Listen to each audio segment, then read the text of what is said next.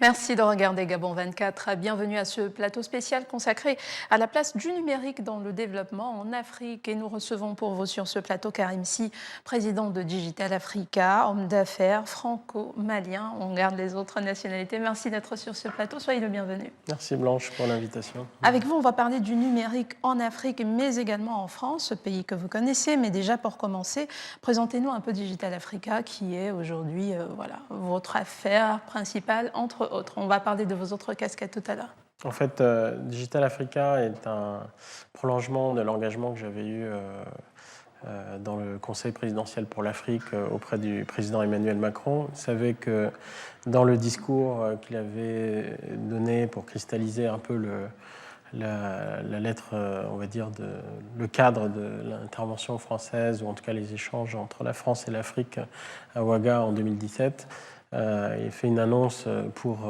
la jeunesse africaine, d'un investissement de 1 milliard d'euros pour les entrepreneurs, mais sur 3 secteurs prioritaires, enfin 3 axes prioritaires, qui sont le numérique, l'agriculture et les femmes entrepreneurs. Cet engagement s'est traduit par le lancement de Choose France, qui est une initiative forte portée par le groupe AFD, qui finalement est devenu 2,5 milliards d'euros. Et sur le numérique, en fait, on l'incarne avec Digital Africa, qui a été lancé à Vivatech en 2018, en présence du président Paul Kagame, avec l'annonce d'une facilité de 65 millions d'euros. Et donc, j'ai quitté le CPA au mois d'août pour prendre la présidence de Digital Africa, qui est une association qui regroupe aussi bien des associations africaines que des associations françaises et quelques institutionnels comme l'Agence française de développement. Alors aujourd'hui, quelle est la mission première de Digital Africa? Est-ce que c'est les services ou alors la formation? Dans quel cadre se situe-t-elle? Alors la première approche était déjà de s'inscrire dans la dynamique de réinventer la relation entre la France et l'Afrique. Donc l'idée, ce n'était pas d'avoir un dispositif où l'AFD était en train de financer un acteur africain ou créer un nouvel acteur qui se fait financer. C'était vraiment de faire quelque chose ensemble. D'où cet arrimage qui est hybride et qui est assez original et assez nouveau. Premier point. Ensuite, c'était de se mettre aussi dans une dynamique différente. Donc on a quelque chose d'assez particulier et original, c'est d'avoir l'approche des communs.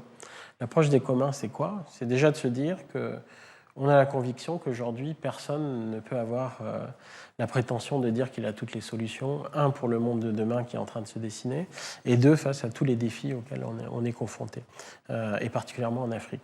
On a des opportunités, mais on a aussi des défis qu'on voit bien se profiler. Et donc, il faut se mettre ensemble et mutualiser les ressources et co-créer le futur que l'on veut voir. Donc, ce dispositif est dans cet esprit-là, ce qui est assez nouveau. Ensuite, c'est quoi? On l'a dit, c'est pour les entrepreneurs. Et on a mené une étude, on a regardé. Un entrepreneur, ce n'est pas un objet unique. C'est un porteur de projet, parce qu'en plus, les entrepreneurs que le président a ciblés, c'est ceux qui, justement, n'arrivent pas à réaliser leurs opportunités. Ce sont ceux qui sont au début de la chaîne.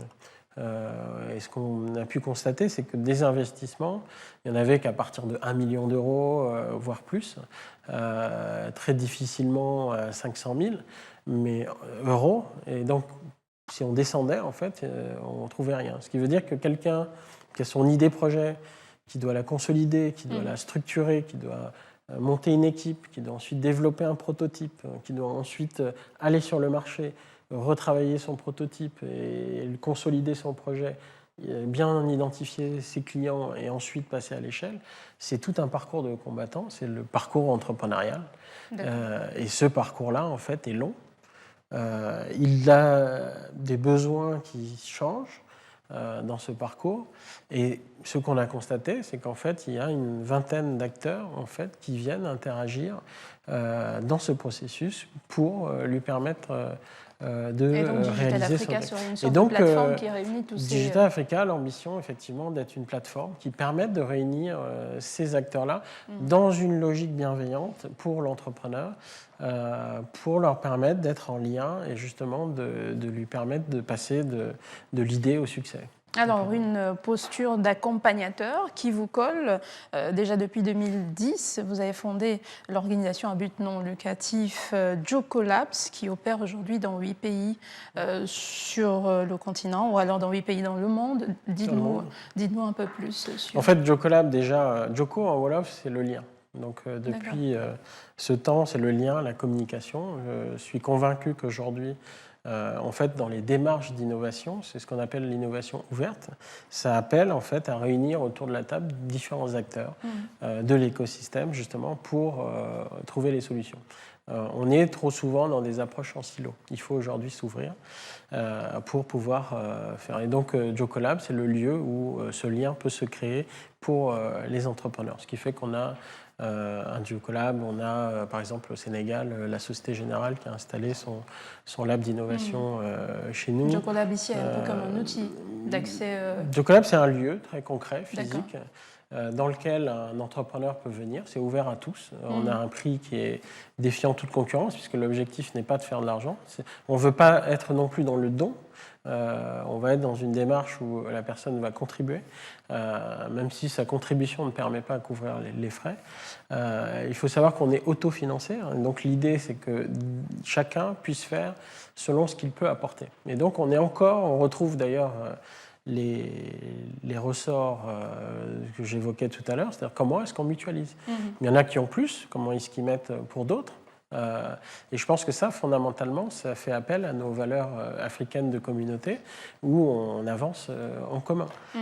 Et donc ces 8 pays, ils ne sont pas nombreux, ces 8, vous pouvez les citer? Sénégal, Côte d'Ivoire, Mali, Burkina, Gambie, Cameroun, France... Je vous regardais avec l'espoir d'entendre Gabon, pourquoi pas? Oui, Gabon, pourquoi pas. En fait, nous, on n'est pas dans une démarche d'aller se déployer. On est plutôt dans une démarche où on est dans une forme de franchise gratuite. Le tout, c'est d'adhérer aux valeurs. La première valeur, c'est d'être bienveillant vis-à-vis des entrepreneurs. Et donc, tous les hubs dont je vous parle, le premier, je l'ai lancé. Ce sont des hubs qui sont aujourd'hui supportés par des entrepreneurs en fait, qui eux ont fait le pas. Et donc au Cameroun, on a la chance d'avoir une marraine, c'est Marraine Malong. D'ailleurs, chaque lieu a aussi une identité qui lui est propre. Et c'est ça aussi la richesse du réseau. Parce qu'au Cameroun, on est mixé avec ce qu'on appelait le MJM, c'est-à-dire une galerie d'art, la galerie MAM, Jocolab, et un espace qui est sur l'agriculture avec Mara. On a Emos sur le littéraire. On a au Mali, on est avec une école de management et de télécom. En Côte d'Ivoire, on est en train d'ouvrir un Fab Lab et donc labellisé MIT, qui est une des meilleures écoles, avec le concours de la compagnie d'électricité de Côte d'Ivoire, mais aussi à côté un autre espace avec un jeune entrepreneur, Philippe-Marie Coffy, qui... Le numérique au service des autres activités ou des autres secteurs d'activité. Le numérique est un outil. Aujourd'hui, on voit qu'il est partout. Il est transversal et c'est bien un des problèmes parce que les gens ont du mal à l'appréhender parce qu'il est un secteur en soi. On voit bien qu'il y a des nouveaux types de services qui se déploient, des fournisseurs d'accès Internet, etc. Et en même temps, il vient renforcer tous les secteurs et voire les modifier. Aujourd'hui, le numérique porte une certaine disruption dans tous les secteurs. On l'a vu avec le secteur bancaire, par exemple, qui a été peut-être celui qui a le plus marqué. Même en agriculture, pour vous dire. Dans l'agriculture, tout à fait. Le numérique. Alors, juste revenir sur une définition de base. C'est vrai qu'aujourd'hui, on parle de numérique, mais beaucoup ne savent pas ce que ça englobe. C'est quoi le numérique? On entend quoi par numérique? Numérique, c'est 0-1, donc c'est la logique de base des ordinateurs, en fait. Et donc, Et donc, c'est tout ce qui passe par ces... Tout ce qui passe par ordinateur. Voilà. Le numérique ne se limite pas aux réseaux sociaux, à tout ce qui est communication. Le numérique, c'est bien plus vaste que ça. Beaucoup plus vaste, et c'est plus que les ordinateurs, parce qu'aujourd'hui, nos téléphones sont des ordinateurs, enfin, tout objet connecté. En plus, ça s'est miniaturisé. Enfin, voilà, c'est tout un univers, on va dire. Et donc, un écosystème numérique constitué de plusieurs acteurs, plus d'une vingtaine d'acteurs selon des recherches que vous avez menées. Alors, c'est l'écosystème entrepreneurial, c'est-à-dire tous ceux qui concourent à permettre, à faire éclore des entrepreneurs à succès, pour qu'ils arrivent à passer ce fameux parcours du combattant. Vous savez, entre 0 et 3-5 ans, c'est la période à laquelle on dit que c'est la vallée de la mort, parce que l'entrepreneur, en fait, peut disparaître. C'est là où il a du mal à trouver des fonds, c'est là où il est dans la zone la plus risquée, où il doit clarifier son concept de projet. Enfin, voilà. Donc, et donc, c'est là que c'est l'heure de vérité, en fait. Et pour arriver à passer cette vallée de la mort, il faut qu'il y ait de l'argent, qu'il faut qu'il ait de l'apport en compétences, il faut qu'il ait de l'apport en connaissances, etc. Et donc tout ça, voilà, c'est un peu ce que font tous ces acteurs, voilà, pour supporter l'entrepreneur. Alors, le numérique, la nouvelle forme entrepreneuriale en Afrique, qui a d'ailleurs le vent en poupe, est-ce qu'aujourd'hui, vous pouvez faire une évaluation entre, peut-être il y a une décennie de cela, quel est l'apport du numérique dans la croissance économique africaine, par exemple ? Alors déjà, moi, par exemple, quand je suis rentré, il n'y avait pas le boom numérique, hein, Internet n'était pas là. On n'avait pas le mobile, on n'avait pas tout ça. C'est venu à la fin des années 90. Et pourtant, j'étais formé en génie informatique au Canada. Donc on avait un vrai retard, ne serait-ce que par les infrastructures. Déjà, rien que là, on a rattrapé le retard. Ensuite, la technologie a évolué extrêmement rapidement. C'est-à-dire, avant, un téléphone mobile, il n'y en avait pas. C'était très cher, c'était gros comme un sac suitcase. Et là, maintenant, on a des petits appareils qui ont une puissance en plus de calcul qui équivaut au plus gros des supercalculateurs des années 60. Donc, quand on regarde rien que là, déjà une évolution incroyable. Ensuite, que ces devices soient déployés partout, tous les paysans aujourd'hui ont un téléphone, donc ça a gagné le monde rural. Ensuite, une connexion à Internet, donc l'Internet a croisé le mobile, on a de plus en plus d'accès au mobile, et donc le mobile, l'Internet, c'est une porte, une fenêtre sur le monde. Et donc voilà, donc on a ça, et tranquillement une culture entrepreneuriale qui est aussi en train de se développer. Et qu'est-ce qui se passe? C'est qu'en fait, on a aujourd'hui la capacité de faire des projets moins chers, de moins en moins chers. C'est-à-dire avant, je veux exploiter une terre, il me faut avoir les capacités de le faire, il faut avoir la terre, il faut pouvoir investir dans les engrais, etc. Je veux faire une usine, il me faut l'usine, il me faut le lieu, il me faut l'électricité, etc. Là, je veux faire un produit, je développe sur mon ordinateur et je le poste. J'aime bien ce jeune béninois qui a développé Ulrich, j'aime bien le citer parce que lui, il n'était jamais allé aux États-Unis et il avait réussi à développer un produit pour l'immobilier aux États-Unis. Il se faisait 35 millions de francs CFA par an. Et donc, il s'est créé un revenu comme ça. Et donc, on voit bien que donc, ça nous ouvre des opportunités à l'échelle mondiale, en fait, si on sait saisir cette opportunité. Mais le défi d'Internet reste quand même assez majeur. Vous avez parlé tout à l'heure de cette mobilité. Aujourd'hui, oui, il y a des avancées, mais les défis encore persistent, comme celui d'Internet. Alors, moi, je suis de ceux qui... J'aime bien regarder le verre à moitié plein plutôt qu'à moitié vide. Si c'est ça, en fait, on n'aurait jamais fait tout ce qu'on a fait. Vous savez, quand Mo Ibrahim est venu et qu'il a dit qu'il était d'origine soudanaise, Quand il a créé Celtel, après avoir déployé les réseaux en Europe et un peu partout, et c'était un des grands spécialistes de ces questions, il a dit ben, moi je suis soudanais, je pense qu'il y a un marché en Afrique. On lui a dit mais non, c'est un marché pour les riches, c'est pas possible. Il a vendu toutes ses parts. Il a investi tout son argent pour développer les premiers réseaux de GSM en Afrique. Aujourd'hui, on connaît le succès et d'ailleurs, il est multimilliardaire. Donc, mais par contre, il a réinventé le modèle. Donc, ce que ça nous apprend, c'est qu'aujourd'hui, il ne s'agit pas de faire du copier-coller. Il est évident que Paris n'est pas Libreville, Libreville n'est pas Dakar, Dakar n'est pas Bamako. Donc, il faut savoir justement tirer les leçons de ces expériences, travailler le modèle qu'il faut pour toucher le marché. C'est eux qui ont inventé le prépayé, que vous retrouvez aujourd'hui partout, même en France ou ailleurs. Vous retrouvez ce système de prépayé, donc une approche qui n'existait pas avant. Donc quel modèle économique serait l'idéal pour le continent vu son contexte? Il n'y a pas de modèle idéal.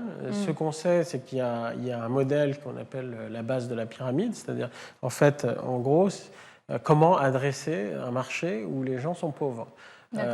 Étonnamment, il y a des chercheurs, il y en a qui font que ça, indiens d'ailleurs aux États-Unis, qui ont fait un travail dessus et qui ont cerné la question et qui ont montré comment développer. C'est comme ça que vous voyez aujourd'hui des sticks pour acheter le café ou autre. C'est-à-dire les portions ont été dimensionnées pour le type de consommation et adaptées à la dimension du client, pour qu'il puisse aujourd'hui satisfaire les besoins qu'il a. Et donc, ce qui veut dire quoi en fait? C'est-à-dire qu'il faut être à l'écoute de son client et pouvoir répondre à ses besoins et ses attentes. Ce qu'on ne faisait pas avant, on ne faisait pas cet effort. Et donc, on venait, on disait bah, j'ai un produit, mais il est évident que l'Afrique ne va pas consommer comme l'Occident. Exactement, donc adapter les produits proposés aux besoins de la clientèle. Mais vous prenez la banque, on n'avait que 20% de taux de pénétration. C'était les gens qui avaient des moyens, ceux qui avaient des salaires classiques dans des entreprises formalisées et des entreprises. Et en fait, on se rend compte qu'aujourd'hui, on a combien de personnes qui font passer, on a eu un peu ça au Kenya, qui passe plus de 50% du PIB du pays à travers ce système. Donc on a bien vu que les gens consomment. Il faut juste arriver à comprendre comment ils consomment et accompagner ce marché. C'était passé à côté des banques. Aujourd'hui, elles essaient de le rattraper. On les a vues toutes essayer de lancer maintenant des systèmes similaires. Mais ce qui est intéressant, c'est qu'on voit des nouveaux acteurs rentrer, c'est-à-dire des acteurs mobiles, des opérateurs qui sont rentrés finalement dans la banque. Mais de votre étude, en termes de peut-être pas de part de marché, mais en termes d'offres, voilà, en termes d'offres de services, les entreprises du numérique africaines ont-elles bonne place sur le marché africain par rapport aux concurrents peut-être occidentaux ou internationaux? Alors, il y a de tout. On ne peut pas dire c'est comme ça, c'est pas comme ça. Ce qui est clair, il y a un marché qui est très dynamique, c'est celui de l'Afrique du Sud. Alors, on a un peu les 4 grands acteurs qui sont l'Afrique du Sud, le Nigeria, le Kenya et l'Égypte. Donc 4 marchés complètement différents en termes de comportement, mais extrêmement dynamiques, avec une dynamique qui est portée localement, souvent. Peut-être le Kenya, qui est plus porté parfois par l'extérieur. Notamment l'Angleterre ou autre, mais qui a une forte communauté internationale. Du côté francophone, on a le Sénégal, qui est un peu le pays qui bourgeonne, loin derrière les autres pays anglophones, malheureusement. Donc on a une espèce de biais entre pays francophones et anglophones, encore. Mais je veux dire... c'est différent. Je pense qu'en plus, on n'a pas les mêmes besoins. Donc après, à voir. Mais vous savez, en même temps, la tendance de demain, c'est le monde émergent. Quand vous regardez les tendances en termes de population, l'Afrique, c'est la 3e population mondiale. C'est-à-dire, qui va composer le monde en 2050 ? Ça va être principalement l'Afrique, l'Inde et la Chine. Vous regardez en termes de masse de population, C'est ça. Donc demain, vous allez croiser plus de Noirs, plus de Chinois et plus d'Indiens. Donc le monde est en train de changer, même dans sa dynamique globale. On est en train de passer, même si on le regarde en termes même géopolitiques et géostratégiques, on est en train de passer dans un monde qui est multipolaire. L'Afrique est en train de se révéler. On voit quand même des nouvelles dynamiques.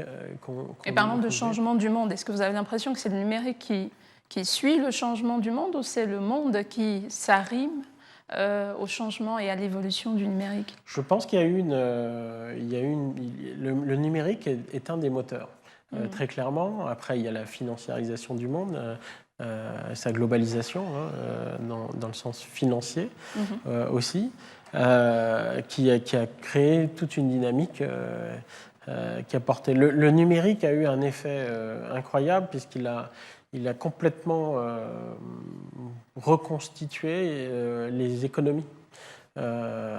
Puisqu'on voit bien aujourd'hui, d'ailleurs, vous voyez que la Chine est en train de se présenter comme un acteur aujourd'hui majeur dans le numérique.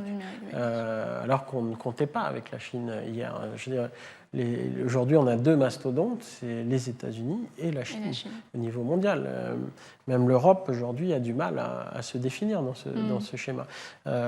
Et ça, si on prend tous les pans, c'est-à-dire le numérique, c'est le spatial. La Chine nous a montré qu'elle a pu poser un appareil sur la face cachée de la Lune, ce qui est une prouesse technologique incroyable que personne n'attendait. Elle a surpris toute la planète. Vous savez que la Chine est exclue de la station internationale, en fait. Donc, et ils ont annoncé qu'ils allaient lancer leur propre station en 2022. La 5G, on n'a plus besoin de le citer. Donc on a toute la question de l'accès qui est en train d'être gérée avec de la technologie chinoise. Si on prend l'accès avec les téléphones, aujourd'hui, si on prend les différents constructeurs de téléphones chinois, ils ont les plus grosses parts de marché comparativement à Apple et les téléphones sous Android. Donc, on les voit venir sur des technologies hautes. Ils ont l'équivalent des GAFA. Ils ont donc vraiment tous les pans ils ont un tiers des câbles sous-marins de fibres mondiaux. Donc on a aujourd'hui un opérateur qui a surpris la Russie aussi, qui finalement se dessine aussi en acteur assez fort. Notamment, et quand on multiplie par le nombre de personnes, comme vous le disiez, par rapport à la population, ça fait encore un boom encore plus grand. Pour terminer, certains pays africains, notamment le Gabon, ont engagé une sorte de diversification économique. Quelle pourrait être la contribution du numérique dans cette diversification? Le numérique peut être très important. Aujourd'hui, je pense que l'Afrique doit se penser en continent, et voire même en continent monde. Je pense que tous les défis que l'Afrique rencontre, qu'ils soient le défi du développement énergétique, agricole, de l'eau et j'en passe, sont des secteurs en fait qui peuvent être disruptés et qui doivent être disruptés en fait, parce que quand on regarde bien, on a aussi une crise écologique qui est en cours. Cette crise écologique nous interpelle aujourd'hui et nous amène à repenser même notre mode de consommation. Ce qui veut dire qu'on doit réinventer la consommation de l'énergie, on doit réinventer tous nos modes d'interaction. Et donc aujourd'hui, j'ai une conviction forte, c'est que le retard de l'Afrique peut être une opportunité si on se place dans ce contexte et se dire on passe en disruption, on réfléchit pour avancer d'ailleurs avec nos forces africaines, on devient un continent d'invention qui va faire émerger le nouveau modèle.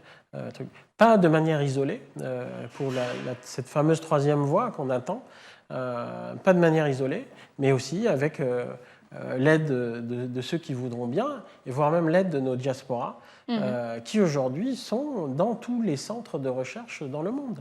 Et donc, finalement, avoir notre population qui s'est étendue sur l'ensemble de la planète est une chance qui, si on sait créer cette circularité, doit nous permettre de mettre en contribution. Et nos chefs d'État aujourd'hui, avec l'accord de libre-échange qui a été signé, ont quand même donné un signe fort. C'était attendu depuis les indépendances pour dire soyons un, et on sait qu'un continent, on sera beaucoup plus fort que 54 un seul marché, pays. un seul continent. Ouais. Merci beaucoup Karim Sy d'être passé sur le plateau de Gabon 24. Je rappelle que vous êtes président de Digital Africa. Vous êtes également membre du Conseil national du numérique du Sénégal. Vous êtes fondateur de Joko Labs, qui opère dans 8 pays au monde. Merci encore une fois de plus d'avoir accepté l'invitation de Gabon 24. Merci à vous de nous avoir suivis. C'est la fin de ce plateau spécial qui revenait sur la place du numérique dans le développement en Afrique. Restez en compagnie des programmes de Gabon 24 qui se poursuivent. À très vite sur nos antennes.